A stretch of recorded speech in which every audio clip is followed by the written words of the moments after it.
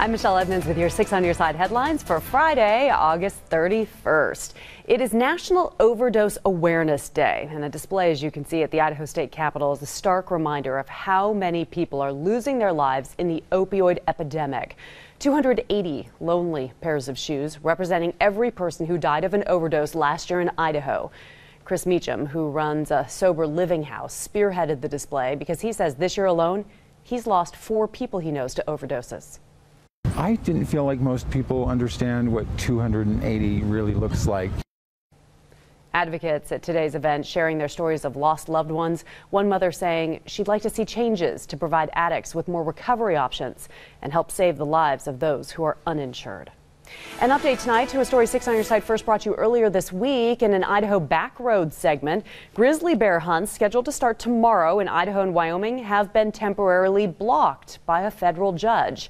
The hunts would have been the first in the lower 48 states since a hunt in Montana back in 1991. For a much more in-depth look at the issue, you can watch 6 on Your Side's Steve Liebenthal's Idaho Backroads piece on our website, 6onyourside.com. Health officials once again shutting down Lake Lowell to recreators due to elevated E. coli levels. They're asking folks, for their own sake, to stay out of the water until further notice. It's also unsafe for pets, by the way.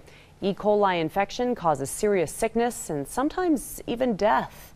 Staff from the Idaho Department of Environmental Quality are working to identify the extent of the contamination and the source of the bacteria.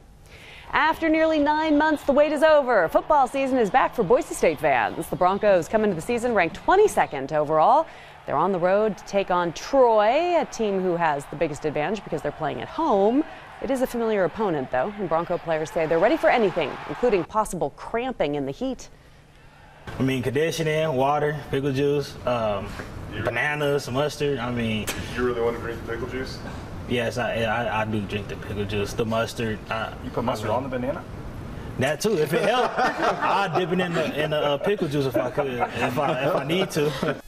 There's your halftime snack, bananas and pickle juice. The game kicks off 4 p.m. tomorrow on ESPN News. The Broncos aren't the only local team taking it to the field this weekend. The College of Idaho will host its first home game of the season Saturday, taking on Montana Tech. The Yotes did play last week on the road against Eastern Oregon. They lost a nail-biter, 24-21. Kickoff is 1 p.m. tomorrow at Simplot Stadium in Caldwell.